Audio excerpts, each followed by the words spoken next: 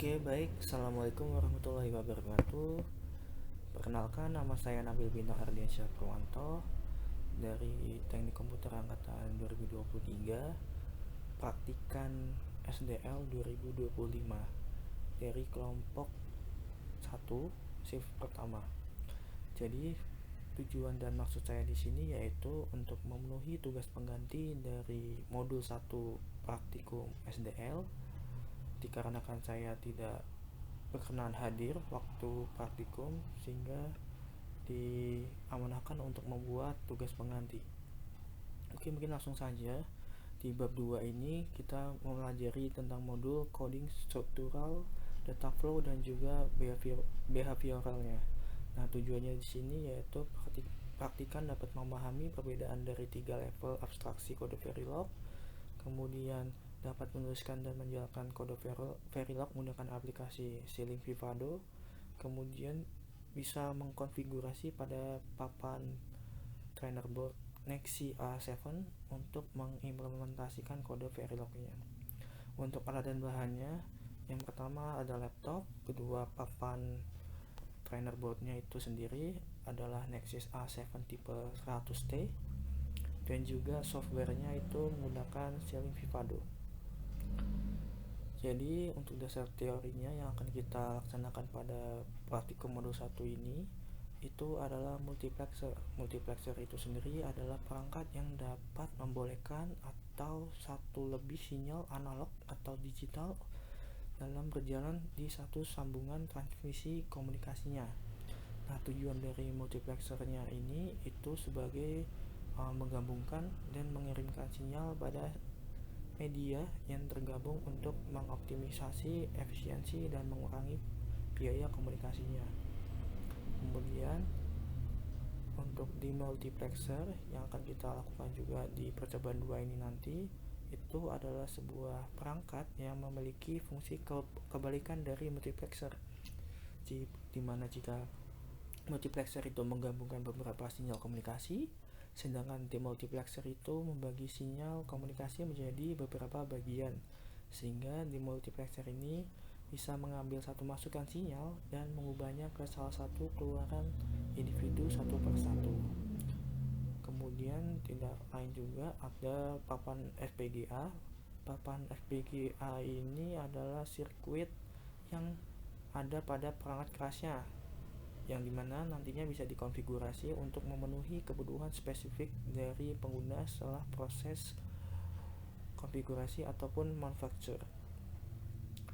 Oke, mungkin langsung aja ke penjelasan percobaan pertama. Jadi di penjelasan pertama ini kita menjalankan terlebih dahulu software Vivado yang telah diberikan tools-toolsnya pada drive modul 1, kemudian memberi nama project kelompok kita. Setelah itu mengikuti apa yang ada terstruktur pada dokumen. Nah, jadi aku langsung jelasin saja. Di modul pertama ini tujuannya itu untuk melakukan percobaan pada multiplexer, dimana multiplexer itu perangkat yang membolehkan satu atau lebih sinyal berjalan pada satu sambungan transmisinya. Nah, tujuannya itu untuk menggabungkan dan mengirimkan sinyal untuk mengoptimasi efisiensi dan mengurangi biaya komunikasinya. Seperti yang terlihat di source code berikut, untuk MUXGL ini fungsinya untuk get level, ya. Jadi get level ini menggunakan pendekatan struktural dengan mendefinisikan gerbang logika dasar seperti NOT, AND, dan OR secara langsung. Ini ya. Kemudian ada file untuk MUXDF, ini fungsinya untuk data flow yang berguna sebagai memudahkan operasi logikanya. Operasi logikanya itu tercantum pada di assign C, assign B, mana ini?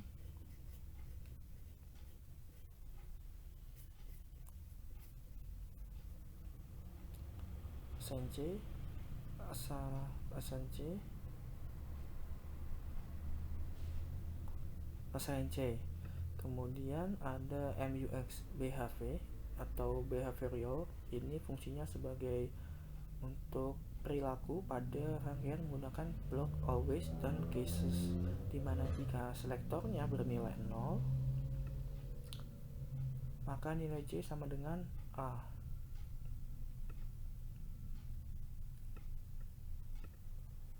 Dan jika bernilai 1 maka sama dengan B.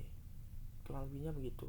Nah, kemudian fungsi dari constraint itu sendiri, ini ya, fungsi constraint itu sendiri berfungsi sebagai untuk menghubungkan kode dengan perangkat kerasnya. Jadi variabel input A, input B, kemudian input S nya atau selektor S nya itu diatur sebagai penghubung ke switch pada papan. Nah, sedangkan output C nya ini fungsinya diarahkan ke lampu LED nya. Kurang lebih seperti itu. Kemudian, nah ini seperti sesuai yang ada pada contoh gambar. Oke, mungkin lanjut saja ke percobaan kedua. Percobaan 2 kurang lebihnya sama, tapi menggunakan konsep demultiplexer. Nah, di demultiplexer ini alat tersebut mengambil satu masukan sinyal dan mengubahnya ke salah satu keluaran individu satu persatu. Nah, untuk gate levelnya itu masih sama juga, demux GL itu fungsinya sebagai mendeskripsikan rangkaian ini menggunakan gerbang NOT dan juga gerbang N.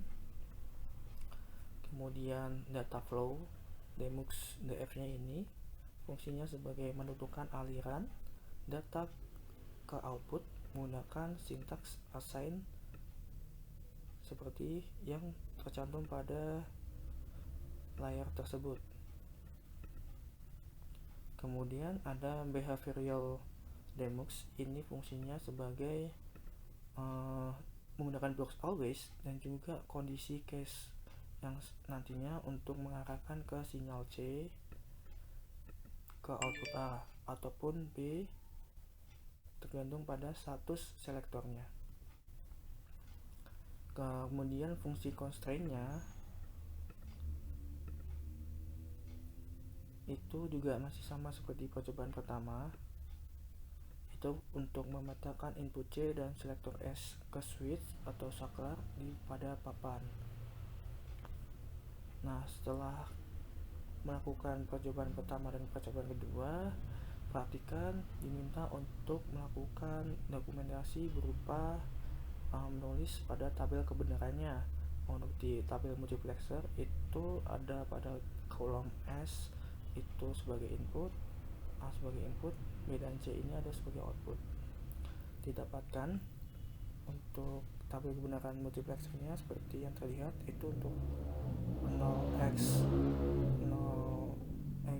itu 00, x jika S 0x itu menghasilkan 11, jika 10 maka x0, dan jika 11 maka x1. Kurang lebihnya seperti itu. Untuk demultiplexernya, tabel kebenarannya itu untuk kolom SCAB adalah dengan input B0 A0, maka output pertama 0 dan output keduanya 0. Sedangkan B1A 0, maka output pertamanya 0, output keduanya 0, masih sama. Kemudian jika inputnya B0A1, maka output pertamanya 0, namun output keduanya berubah menjadi 1. Sedangkan B1A1, output pertamanya itu 1, output keduanya itu adalah 0. Jadi mungkin kurang lebihnya penjelasan singkat tugas pengganti pada modul pertama ini cukup segitu saja. Mohon maaf bila ada salah dalam bertutur. Sekali lagi mohon maaf. Wassalamualaikum warahmatullahi wabarakatuh. Terima kasih.